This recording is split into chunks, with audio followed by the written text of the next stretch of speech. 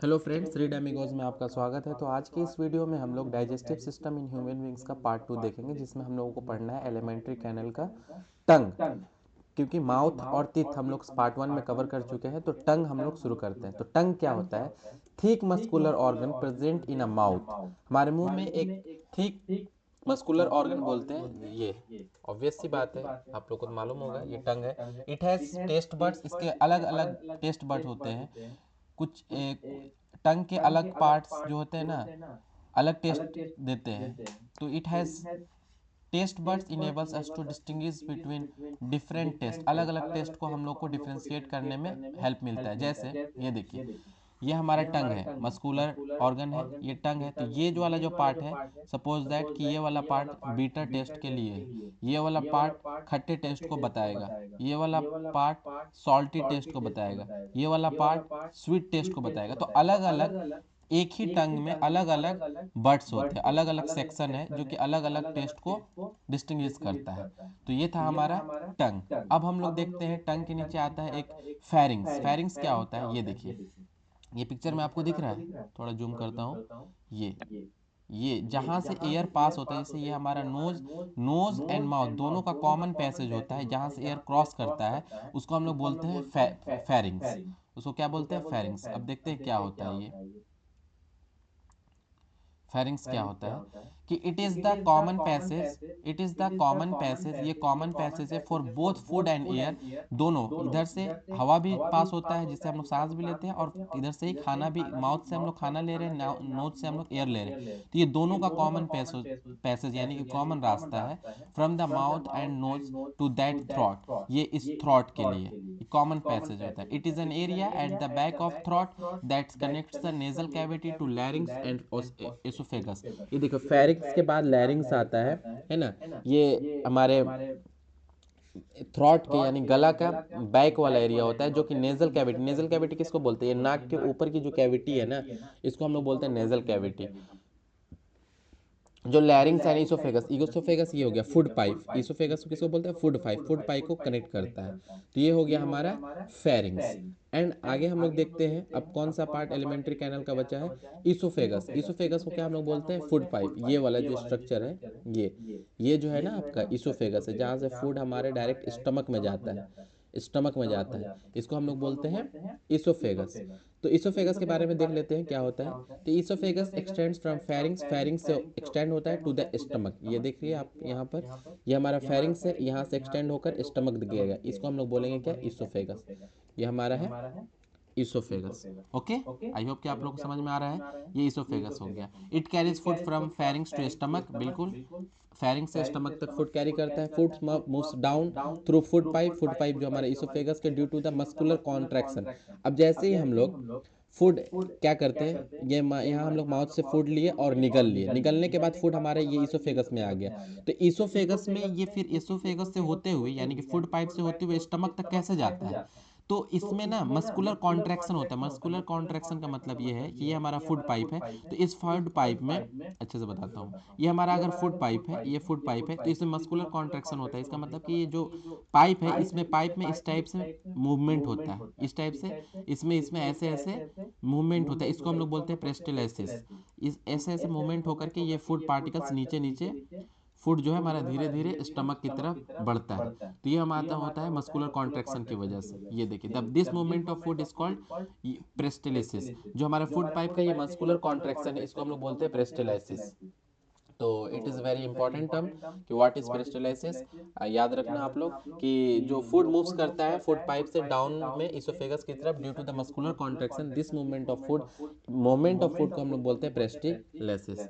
ये एक बार फिर से डायग्राम में बता देता हूँ। ये यहाँ से हम लोगों ने खाना खाया, ये हम लोगों ने खाना खाया, यहाँ पर आया, और इसके बाद जो हम लोग निगल लिए, खाना हमारा अंदर आ गया पाइप में। तो पाइप से स्टमक तक कैसे जा रहा है? इसके अंदर एक मूवमेंट होता है, मस्कुलर कॉन्ट्रैक्शन, जिसकी वजह से फूड जो है स्टमक की तरफ आता है। ओके, अब हम देखते हैं स्टमक क्या होता है।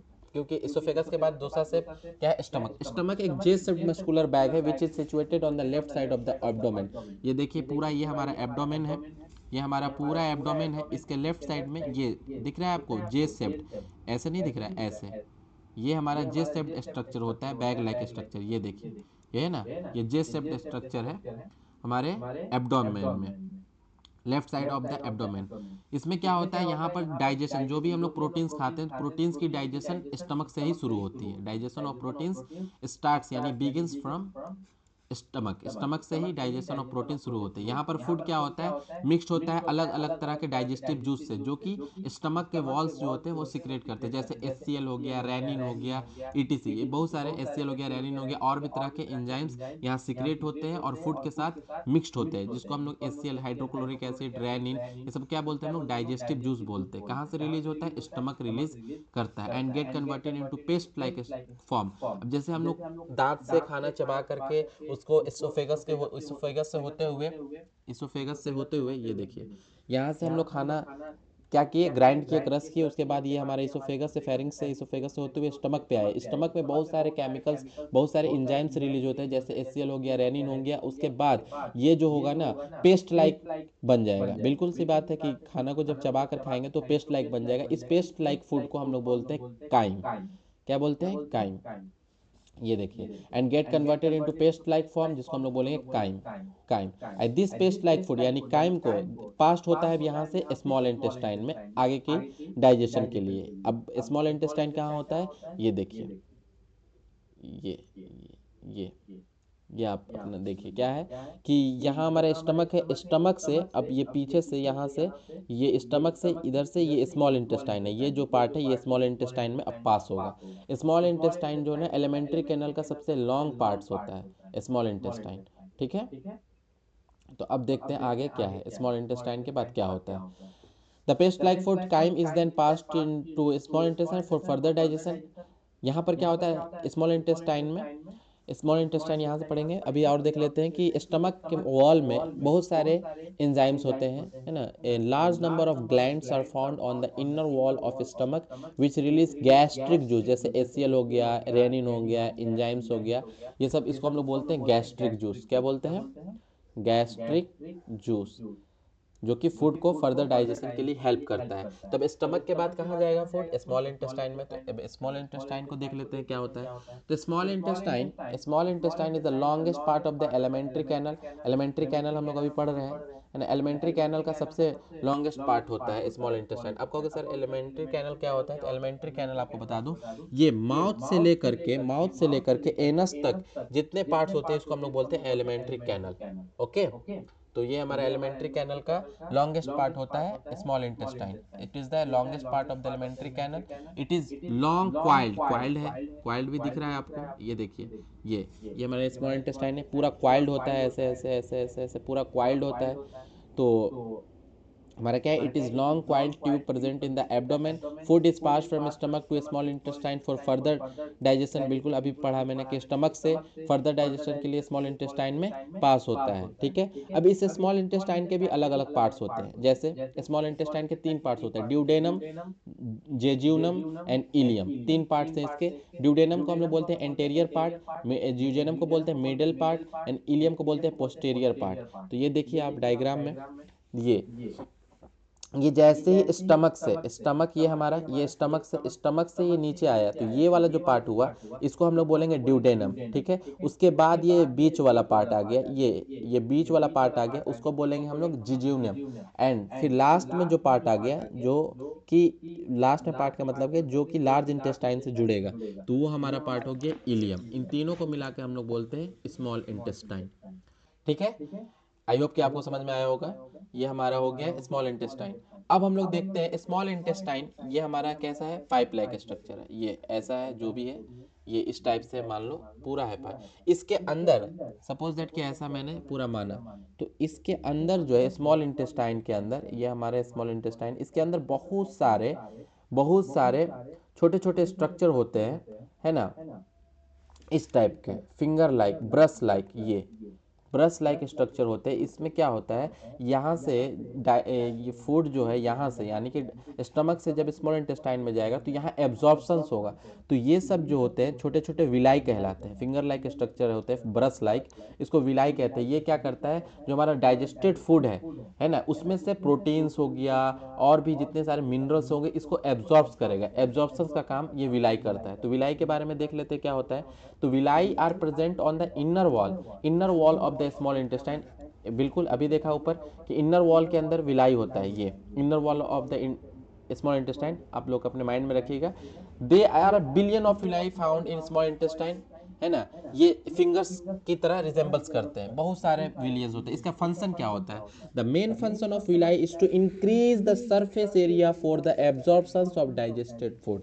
कहने का मतलब है कि जो डाइजेस्टेड फूड है, जो फूड डाइजेस्ट हो गया उसमें एब्जॉर्प्शन कराने के लिए, यानी कि अब फूड डाइजेस्ट हो गया तो उसमें जो भी चीजें हैं, मिनरल्स हैं, है ना, विटामिन हैं, प्रोटीन्स हैं, उनको एब्जॉर्ब करने के लिए ये विलाई हेल्प करता है। क्यों, विलाई की वजह से क्या होता है, सरफेस एरिया बढ़ता है।